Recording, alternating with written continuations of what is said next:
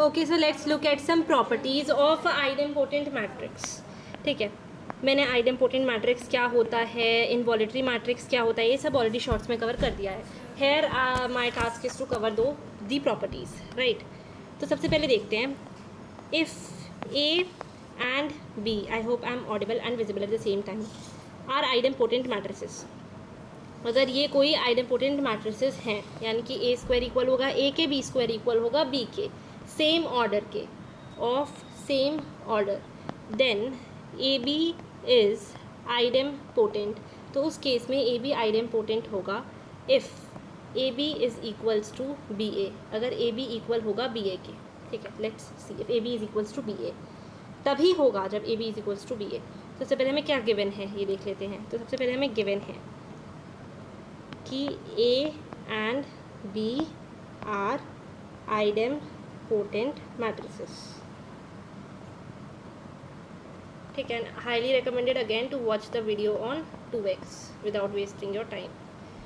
ठीक है, सो ए का आइडेम्पोटेंट स्क्वायर इक्वल है ए के एंड बी का स्क्वायर इक्वल है बी के.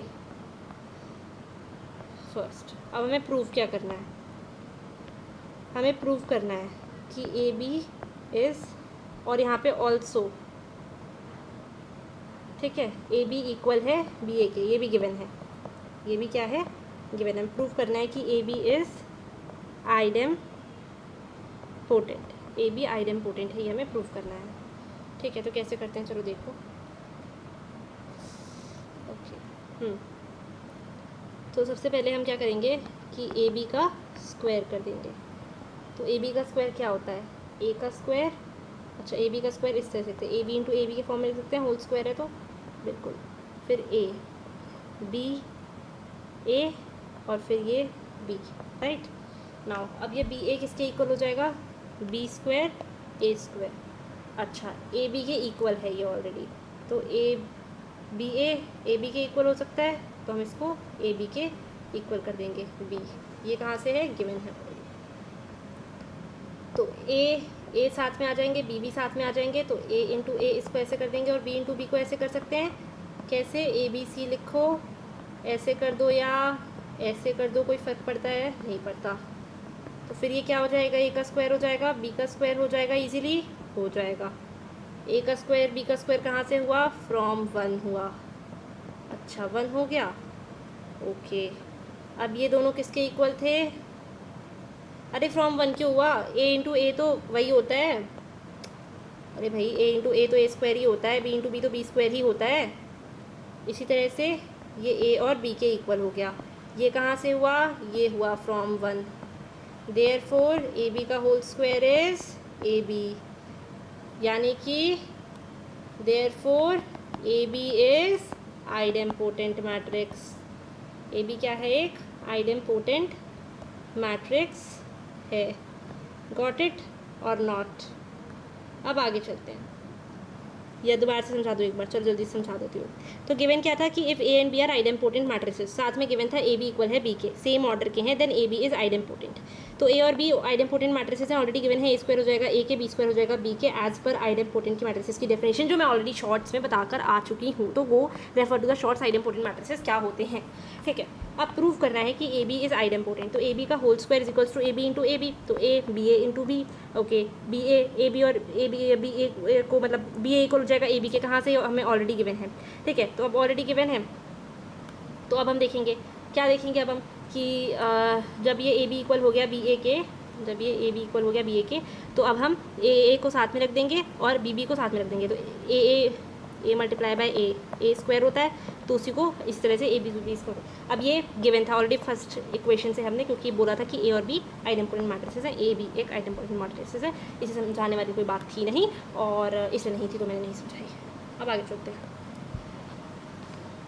If A and B are idempotent matrices, अगर ए और बी आइडेम्पोटेंट मैट्रिसेस हैं, कैसे आइडेम्पोटेंट मैट्रिसेस हैं, सेम ऑर्डर के हैं, ऑफ सेम ऑर्डर. ठीक है, then A plus B is also idempotent, ये भी आइडेम्पोटेंट होगा. कैसे होगा, इफ़ अगेन हमें ए बी इक्वल होगा बी ए के, इक्वल होगा 0 के. ठीक है, अब ये कैसे होगा देखते हैं। चलो, हमें गिवन क्या है, हमें गिवन है कि A B is equals to A and B are idempotent matrices. ठीक है, ए और बी आइडेम्पोटेंट मैट्रिसेस हैं। इसका मतलब क्या है कि ए का square is equals to A and B का square is equals to B. अब हमें प्रूव क्या करना है, हमें प्रूव करना है कि अच्छा ऑल्सो हमें ये भी गिवन है कि A B is equals to B A is equals to 0। हमें प्रूव करना है कि जो हमारा what do we have to prove कि A plus B is idempotent matrix, कि A plus B idempotent matrix है। ये हम कैसे प्रूव कर सकते हैं, कैसे प्रूव करेंगे, ये हम प्रूव करेंगे ए प्लस बी का होल स्क्वायर करके। अच्छा, ये ए प्लस बी का होल स्क्वायर कैसे होता है, वैसे ही होता है भाई जैसे हम आइडेम्पोटेंट मैट्रिक्स की डेफिनेशन होती है। यही तो होती है ना कि जब हम स्क्वायर करते हैं तो उसके मैट्रिक्स के इक्वल आता है, तो हम स्क्वायर करेंगे तभी तो हम आइडेम्पोटेंट प्रूव कर पाएंगे ना। तो कहाँ से किया स्क्वायर, क्यों किया स्क्वायर, ऐसे कैसे कर दिया स्क्वायर, इसका आंसर यही है कि आइडेम्पोटेंट मैट्रिक्स तुम कैसे प्रूव करोगे अगर स्क्वायर नहीं करोगे तो। ठीक है, तो अब ए प्लस बी को ऊपर वाला एक मैं एग्जांपल दे चुकी थी, इन दोनों को अलग कर दो। अच्छा, अलग करके ज़रा साथ साथ मल्टीप्लाई करो तो ए को ए से, फिर ए को बी से, फिर बी को ए से, और फिर बी को बी से। चलो, तुम्हें देखने को तो मिल ही रहा होगा, क्या देखने को मिल रहा होगा कि जब तुमने ए को ए से मल्टीप्लाई किया तो ए स्क्वायर आया, ए बी को, ये हमें ऑलरेडी गिवन था कि ए बी इक्वल है बी ए के, जो कि इक्वल हो जाएगा 0 के। तो दोनों को पहले ए बी के इक्वल कर दो। ठीक है, बी का स्क्वायर हो जाएगा, ये कहाँ से हुआ, फ्रॉम, चलो इसे सेकेंड इक्वेशन मान लें, सेकेंड। ठीक है, चलो फिर ए का स्क्वायर प्लस ए बी ये 0, ये 0, बी स्क्वायर, ये कहाँ से हुआ, फ्रॉम सेकेंड, गिवन करके लिख दो।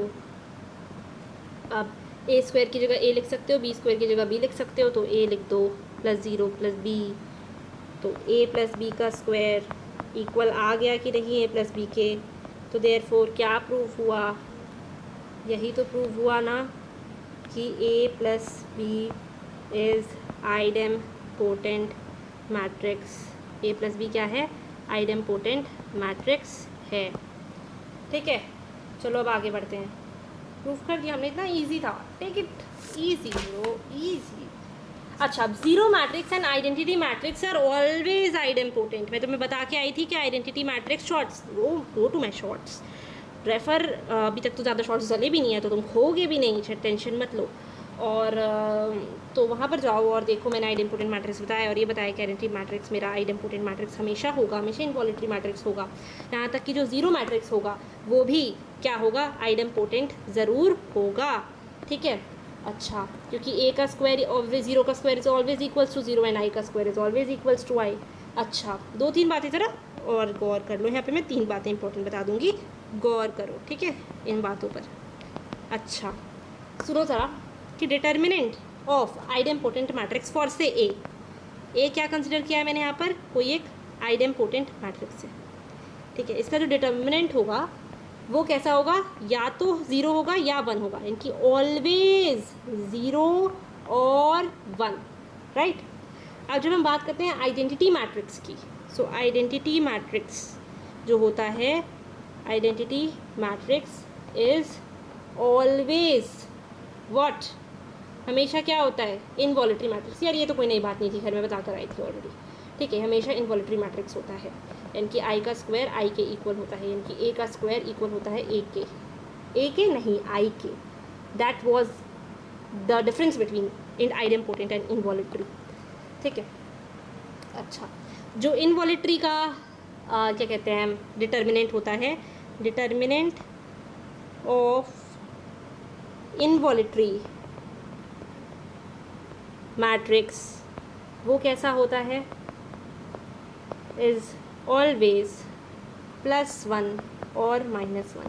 कहने का मतलब मेरा क्या, +1 होता है या -1 होता है। याद करने वाली चीज़ क्या है, नहीं याद करने वाली चीज़ क्या है, ये तो कॉमन सेंस है ना कि भाई तुम आइडेंटिटी मैट्रिक्स को 2 बार मल्टीप्लाई कर दो, क्या आई आ रहा है, हाँ, मतलब ये क्या है, इसके स्क्वायर का आई आ रहा है, इसका मतलब आइडेम्पोटेंट है। अच्छा, इसको स्क्वायर आई के इक्वल आ रहा है, मतलब इनवॉलेटरी है। अच्छा, ठीक है, ये कॉमन सेंस वाली बात थी। याद रखने वाली बात तो सिर्फ 2 थी ना, पहला और तीसरा, कि अगर किसी भी आइडेम्पोटेंट मैट्रिक्स का डिटर्मिनेंट करते हो तो क्या आएगा, हमेशा या तो 0 आएगा या तो 1 आएगा, इज़ ऑलवेज 0 और 1। और इनवॉलिटरी का डिटर्मिनेंट करते हो तो या तो +1 आएगा या तो -1 आएगा। ये बात गांठ बांध लो, ये बात बहुत इंपॉर्टेंट है, ठीक है। So determinant of involutory matrix is always +1 और -1। कैसे, एक प्रॉपर्टी भी तुम्हें दिखाई गई है, वो प्रॉपर्टी मैं तुम्हें यहाँ पे प्रूव करवा देती हूँ फटाफट से कि कैसे। देखो तो a का स्क्वायर i के इक्वल है, ठीक है। तो डिटर्मिनेंट करके देखो तो कैसे। अब ये भी कॉमन सेंस वाली बात आ गई। लो और क्या चाहिए हमें जीवन में ना, इतना कॉमन सेंस तो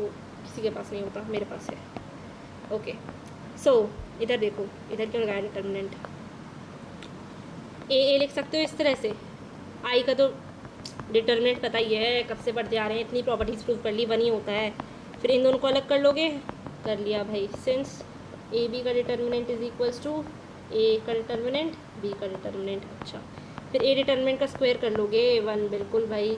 ए बी अलग अलग डिटर्मिनेंट हैं, चलो ये तो कुछ बात ही नहीं है, आगे बढ़ो।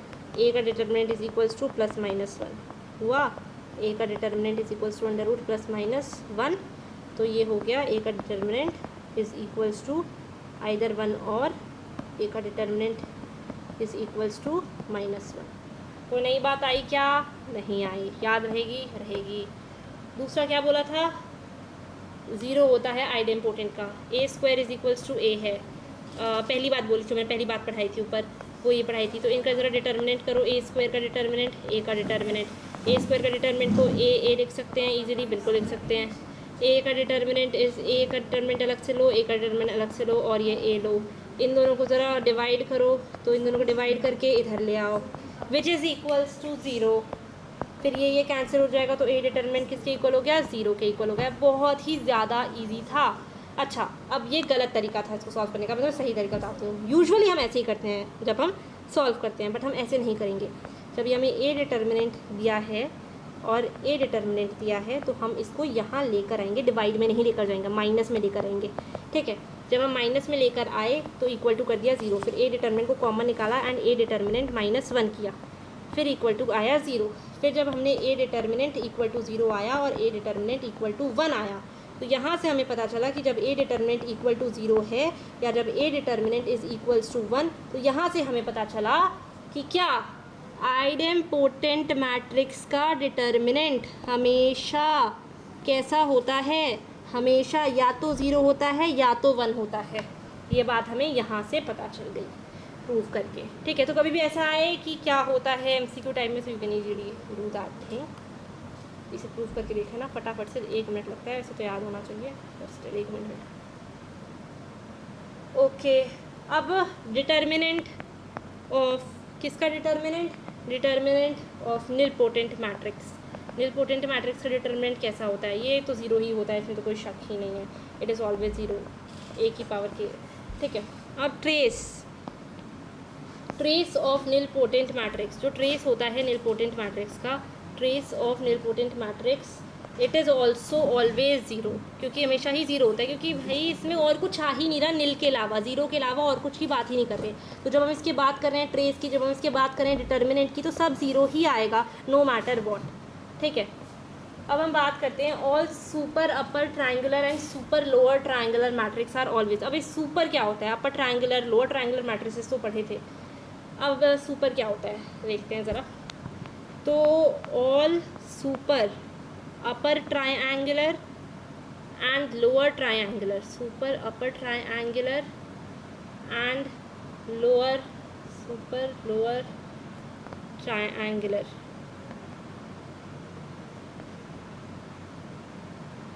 Matrix are always nilpotent. हमेशा क्या होते हैं? निलपोटेंट होते हैं, निलपोटेंट मैट्रिक्स होते हैं। कैसे? अब सुपर अपर ट्रायंगुलर और सुपर लोअर ट्रायंगुलर का मतलब ये होता है कि जैसे हमने लिख दिया 1 2 3, ये तो लोअर ट्रायंगुलर हो गया, इतना तो हमें पता ही क्या, ठीक है। तो अगर ये इस तरह से होता कि इसके डायगोनल एलिमेंट्स 0 होते, ठीक है, तब जो इसके ऊपर के एलिमेंट्स कहलाते वो कहलाते सुपर अपर ट्रायंगुलर, और ये कहलाते, ठीक है, इसे हम कहते हैं सारे एलिमेंट्स एल्स सारे एलिमेंट्स ज़ीरो हैं। क्या कहने का मतलब है मेरा, बताती हूँ। मेरा कहने का मतलब है कि मैंने ये एक मैट्रिक्स लिखा जिसके diagonal elements are zero, apart from that every other element is zero except the 3 upper elements 3, 4 and 5। इन 3 एलिमेंट्स के अलावा बाकी सारे एलिमेंट ज़ीरो हैं, तो मैं इसको सुपर अपर ट्रायंगुलर मैट्रिक्स कहूँगी। ठीक है, अपर ट्रायंगुलर मैट्रिक्स कब कहती थी? मुझे कुछ फ़र्क नहीं पड़ता था, ये ए हो, बी हो, सी हो, डी हो, ई हो, एफ हो, जी हो, एच हो। अगर मेरे ये तीनों मैट्रिक्स हैं तो मैं इन्हें अपर ट्रायंगुलर कहती थी। और इन तीनों को मैं, इसको डी ले लेते हैं, इन तीनों को मैं एल ले लेते हैं, इन तीनों को मैं लोअर ट्रायंगुलर कहती थी।